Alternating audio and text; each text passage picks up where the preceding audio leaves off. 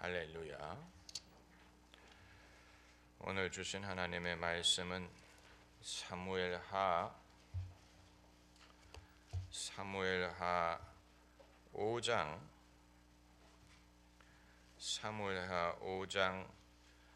1절부터 12절까지 말씀입니다. 구약성경 470면 사무엘하 5장 1절부터 12절까지 제가 한 절 여러분이 다음 절 교독하는 방식으로 읽겠습니다. 이스라엘 모든 지파가 헤브론에 이르러 다윗에게 나와 말하여 가로되 보소서 우리는 왕의 고륙이니이다.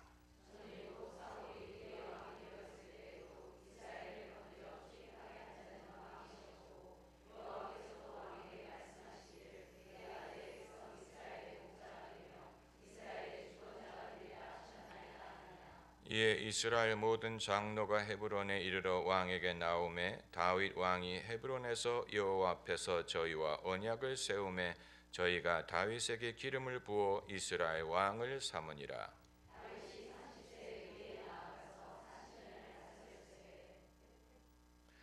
헤브론에서 7년 6개월 동안 유다를 다스렸고 예루살렘에서 33년 동안 온 이스라엘과 유다를 다스렸더라.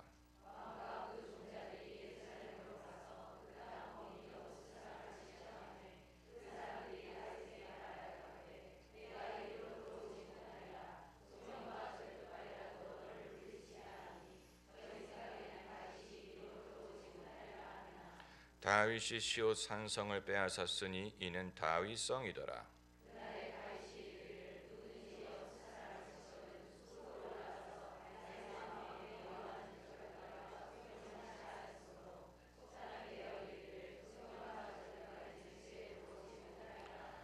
다윗이 그 산성에 거하여 다윗성이라 이름하고 밀로에서부터 안으로 성을 둘러 쌓으니라.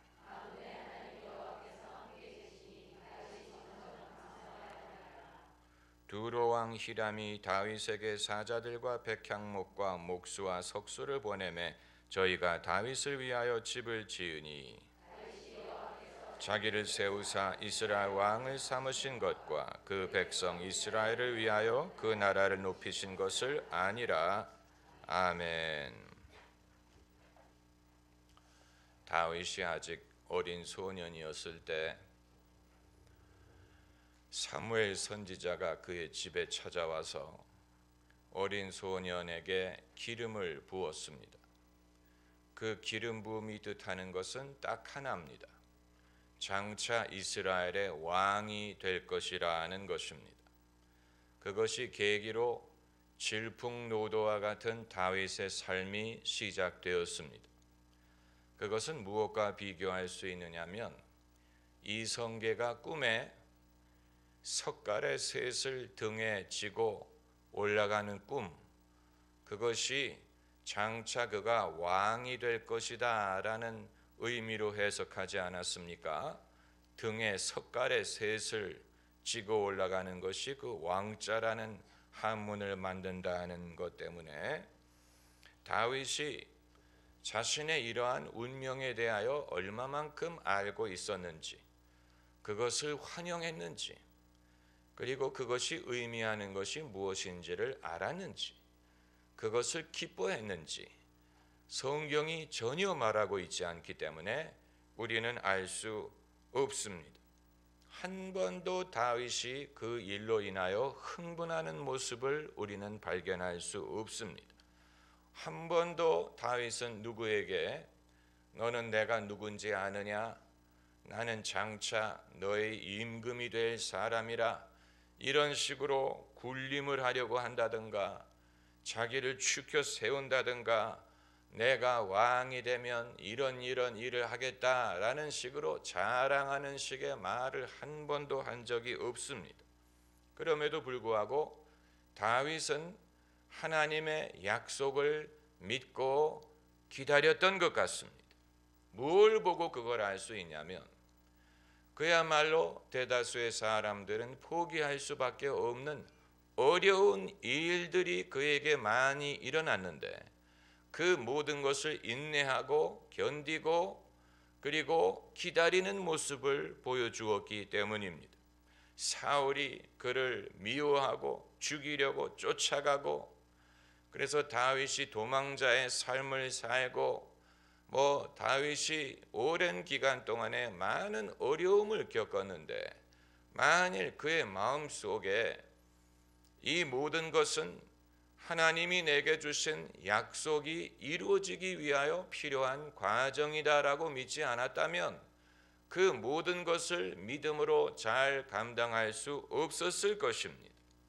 그래서 이 다윗은 무슨 맥베스처럼 왕을 모반하려고 한다든가, 군사를 모아서 자기의 기반을 쌓으려고 한다든가, 그런 적극적인 방법으로 자신의 입지를 세우려고 하지 않고, 그 대신 쫓아오면 도망가고, 그리고 자기 따라오는 사람들을 데리고 그들을 책임지고, 그리고 할 수 있는 범위 안에서 힘을 비축했습니다. 그리고 사울이 어떻게든 무너질 것을 알았던 것 같습니다. 내가 사울을 내 손으로 치지 않더라도 왕이 죽을 때가 돼서 죽던가, 전쟁에 나가 적의 손에 죽던가, 사울 왕이 죽게 될 것이다.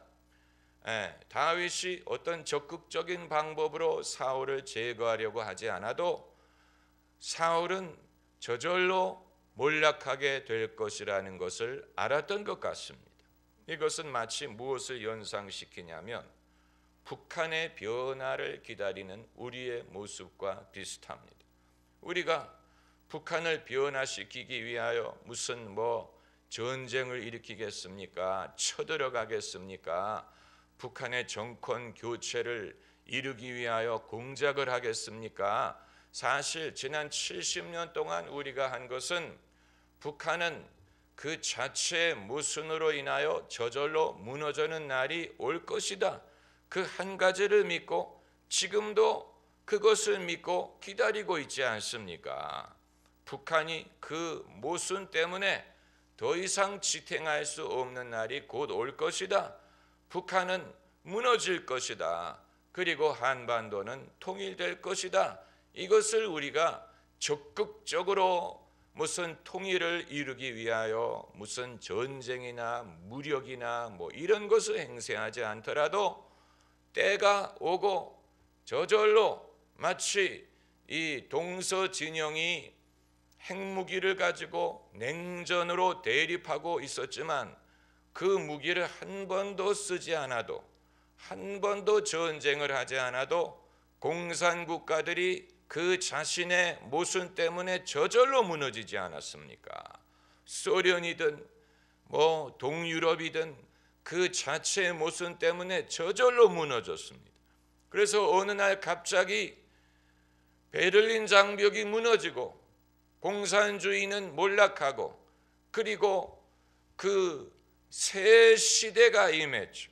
그렇게 될 줄 아무도 기대하지 못했습니다. 어떤 정치학자도 어떤 점쟁이도 그런 변화가 그렇게 빨리 그런 방식으로 올 줄 기대한 사람이 없습니다. 정보라면 첨단의 정보력을 자랑하는 미국의 중앙정보부도 그 일을 예측하지 못했습니다. 그러니까 신기한 것입니다. 신기한 것입니다. 그 막강한 군사력을 가진 소련, 또 그들이 그렇게 신봉했던 공산주의 사상, 이 모든 것이 알고 보니까 내부로부터 썩어 있었고 내부로부터 허물어져 있었어요. 그래서 그 무게를 지탱하지 못하고 무너지는 것은 시간 문제였습니다. 여러분, 큐바가 마이애미에서 몇십 마일 거리밖에 되지 않는 마치 옆구리의 가시처럼 미국의 바로 옆에 공산주의 국가가 세워져서 카스트로라는 이 카리스마 있는 지도자가 수십 년 동안 쿠바를 다스리면서 도대체 몇십 킬로밖에 되지 않는 거리에 미국에 대하여 비판적이고 적대적이고 미국의 자본주의를 기회가 있을 때마다 비판하는 섬나라가 있었는데, 이제 카스트로는 나이가 너무 들어서 더 이상 나라를 다스리지 못하고 누구에게 정권을 물려주었습니까? 자기 동생에게 물려주고. 카스트로는 옛날에 그 카스트로가 아니에요. 카스트로는 한때 국민들을 대상으로 연설을 할 때 7시간, 8시간을 연설한 적이 있는 인물. 대단한 사람이에요. 대단한 웅변가에 그 정도 능력이 있으니까 그렇게 지도자 노릇을 할 수가 있겠죠. 그러나 그 카스트로가 이제는 나이가 들어서 제대로 걷지도 못하고 말도 못하고 아마 파킨슨스병 같은 게 있는 것 같은데, 이제는 왕년의 카스트로가 아니. 그런데 카스트로 한 사람이 힘을 잃으니까 큐바를 지탱하던 그 모든 공산주의 혁명 사상도 함께 무너질 수밖에 없는 것이고, 큐바가 미국과 국교를 정상화하지 않았습니까? 이제 큐바가 바뀌는 것은 시간 문제. 그런데 북한은 언제 바뀔지 우리가 여전히 알 수가 없습니다. 알 수가 없다는 말이 그게 정상. 다윗도 자기가 어떻게 왕이 될지, 사울이 어떻게 죽고 자신이 어떻게 왕의 자리에 올라갈 수 있을지를 알았느냐? 몰랐어요. 어떻게 될지 몰랐어요. 몰랐지만 이루어질 것을 믿은 것입니다. 할렐루야. 믿음이란 그게 어떻게 이루어질지를 알아야 되는 게 아니에요. 하나님이 그걸 알려주시지 않습니다. 그렇게 될 것이다 라고 말씀하시지만 어떻게 될 것인지 방법까지 말씀해 주는 건 아니에요. 예수님이 세상 죄를 지고 가는 하나님의 어린 양으로 오셨지만 제자들은 예수님이 어떤 방식으로 그 역할을 감당하게 될 줄은 몰랐어요. 그렇기 때문에 예수님이 당신의 죽음에 대하여 예고하실 때 제자들은 두려워하고 묻기도 두려워했던 것입니다. 이 방법을 몰랐기 때문에 설마 이런 방법으로 구원하신다는 말인가? 하나님의 아들 메시아가 이런 순환을 당해야 된다는 말인가? 그걸 몰랐어요. 모르는 건 여러분이나 저나 마찬가지. 요셉이 어렸을 때 꿈을 꾸었어. 요셉은 꿈꾸는 사람이에요. 많은 사람들이 나도 요셉을 닮았습니다. 나도 꿈으로 하나님이 보여주십니다 라고 말하는 사람들이 많이 있는데, 여러분, 요셉이 살았던 시대는 창세기에 성경책도 없고 아마 언어, 그 글자도 아직 발전하지 않았고 교회도 없고 하나님이 어떤 성경 말씀을 기록하게 하신 것도 없고 또 무슨 기독교라는 제도가 준비된 것도 아니고 아무것도 없는 상황에서 아브라함과 이삭과 야곱이 하나님을 믿고 하나님의 말씀을 따르게 하셨기 때문에 그 당시에는 꿈이라는 것이 필요했을 수 있습니다. 왜냐하면 다른 방법으로는 하나님의 이 뜻을 알 수 있는 방법이 없었기 때문에. 그러나 신약 시대를 사는 우리는 성령이 함께 하시고 하나님의 말씀이 있고 교회가 있고 그리고 이 많은 신앙인들의 신앙의 경험과 전통이 있는 이 마당에 하나님이 창세기 때처럼 그 원시적인 시대의 방법을 통해서만 우리에게 당신의 뜻을 보여주리라고 생각하면 그건 시대착오적인 것입니다. 그것보다는 당신이 우리에게 주신 성령의 감동, 성경 말씀의 조명, 그리고 교회 사역과 예배와 설교, 성도들끼리의 권면, 성령의 은사, 예언, 통변, 세미한 음성, 이런 것을 통해서 하나님이 인도해 주실 줄을 믿어야지, 여전히 그 원시적인 시대에 다른 방법이 없었기 때문에 꿈에 의존했던 그때를 생각하는 것은 그렇게 바람직한 것이 아닙니다. 그건 마치 뭐 같으냐면 집에 램보기니와 페라리와 롤스로이스가 있는 사람이 인력거를 타고 출근하려는 것과 마찬가지입니다. 시대착오적입니다. 이제 더 좋은 운송 방법, 교통수단이 있으면 그걸 쓰는 게 당연하지. 아직도 뭐 나는 인력거를 타고 가겠다, 그건 전혀 불필요한 일인 것처럼, 아무튼 요셉이 꿈을 꾸었는데 예사롭지 않은 꿈이었어요. 형들의 집단이, 곡식단이 자기 곡식단을 향해서 절을 하는 꿈을 꿨어요. 그리고 하늘의 달과 별과 해와 달과 11별이 자기에게 절하는 꿈을 꿨어요. 그것 때문에 요셉은 많은 고생을 하고, 여러분 아시다시피 애굽으로 종으로 팔려가고, 보디발의 집에서 하인으로 일하다가 누명을 쓰고 감옥에 들어가고, 그리고 술장간의 꿈을 해석해서 바로 앞에 서게 되고, 장차 애굽에 일어날 일을 예언하고 그 실력을 인정받아서 애굽의 총리 대신이 됐습니다. 그런데 요셉이 그렇게 성공을 하고 출세를 하고 그의 운명이 바뀌었지만 아직도 그가 젊었을 때 꾼 꿈이 이루어지지는 않았어요.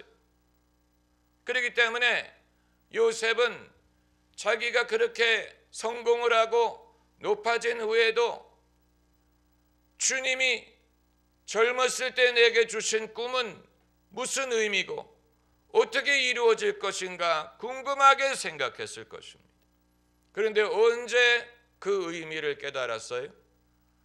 자기 형들이 가나안에서 곡식을 꾸러 애굽에 와서 요셉이 동생인 줄 모르고 요셉 앞에 무릎을 꿇고 절을 할 때, 그때 자기가 꾸었던 꿈을 기억하고, 그 꿈이 이런 내용이었구나, 그때 그 꿈이 바로 이것을 말하는 것이었구나, 지금 이 일이 그 꿈이 성취되는 것이구나, 하나님이 내게 그 꿈을 꾸게 하신 이유는 바로 이 일 때문이었구나를 깨달은 거예요. 그러니까 사람마다 하나님이 그에게 약속을 주시는데, 그 약속이 반드시 우리가 성공을 하고 외적인 지위가 높아지고 그렇게 된다고 해서 그 약속이 이루어지는 것은 아니에요. 하나님의 약속은 그 약속의 의미와 목적이 이루어지는 그 때가 있는데, 그것은 사람마다 기다려야 됩니다. 왜 다윗이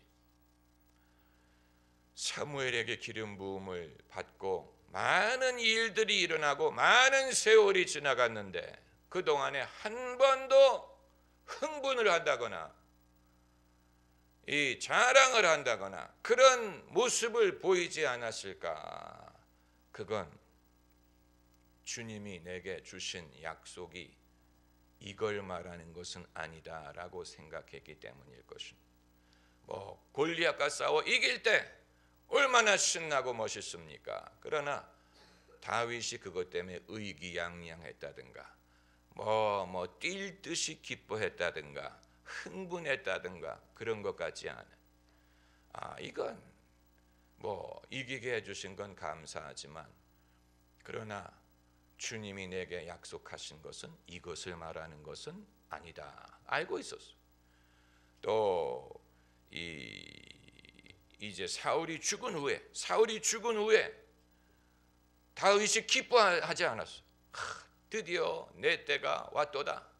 내 원수가 드디어 인생 바람과 함께 이 강물과 같이 흘러 그는 사라지고 그는 지는 해요 나는 뜨는 해요 이제 내 때가 바야흐로 왔도다. 오 백성들아 내 말을 들으라. 이제부터 나는 너희의 선한 목자요 내가 너희를 푸른 초장으로 인도하리니 너희는 나를 믿고 따르라. 내 사전에 불가능이란 다위는 없다. 뭐 이런 흥분하는 모습을 보여주지 않았어.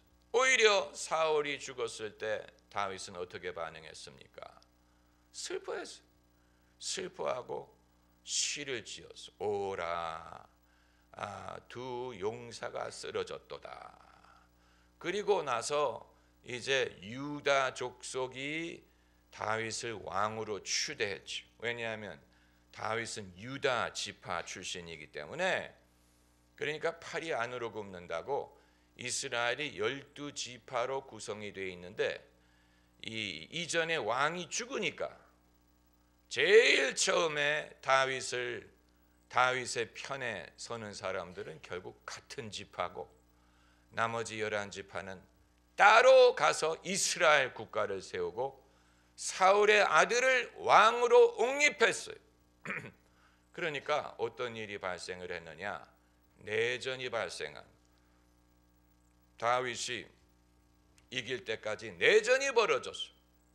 근데 그러다가 이 사울의 군대 장관이었던 아브넬이 죽고 또 왕이었던 사울의 아들이 죽게 되니까 그제 가서 이스라엘의 백성들이 다윗에게 나와서 왕으로 추대하는 것이 바로 오늘 본문의 내용입니다. 그들이 이 5장 2절에 말하기를 1절에 말하기를 보소서 우리는 왕의 고륙이니이다. 입에 좀 침을 바르고 말하라고 하세요.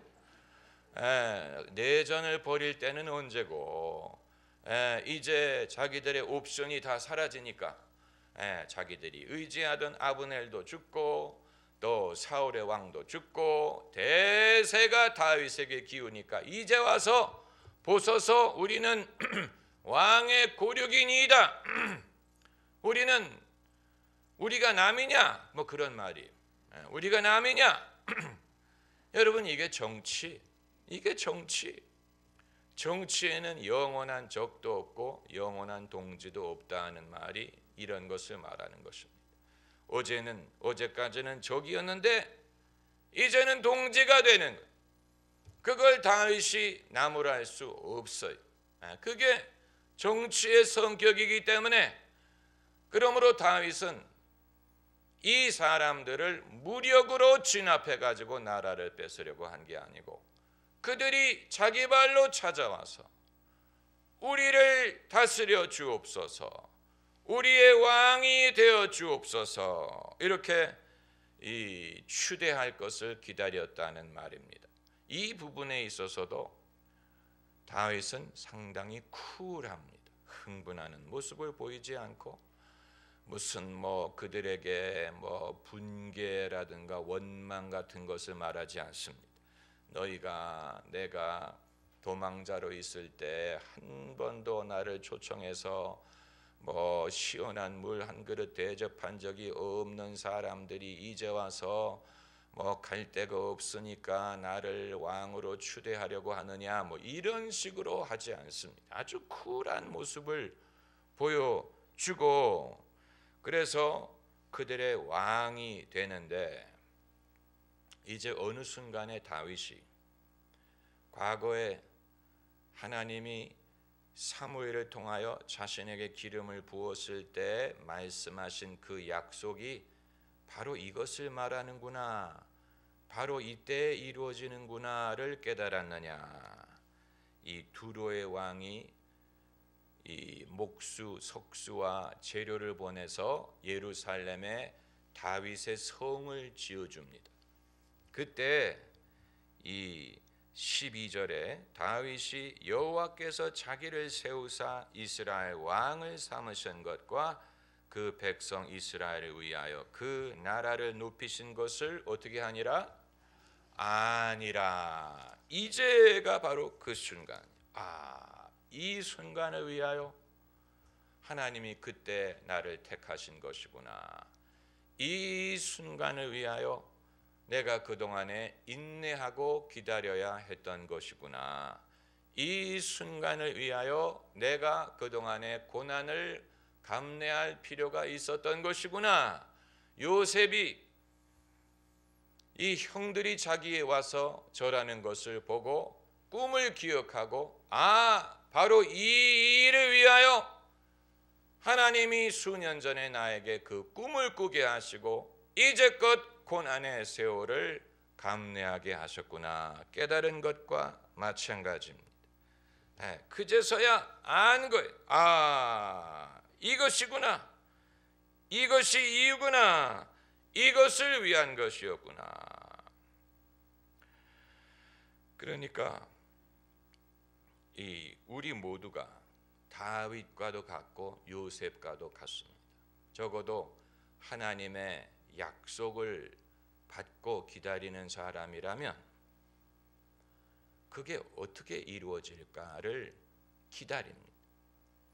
그래서 마치 그 소녀가 마음속에 간절히 기다리는 그런 소망이 마음에 드는 남자를 만나서 사귀게 될 때 이게 그건가? 그런데 보니까 그게 아니야.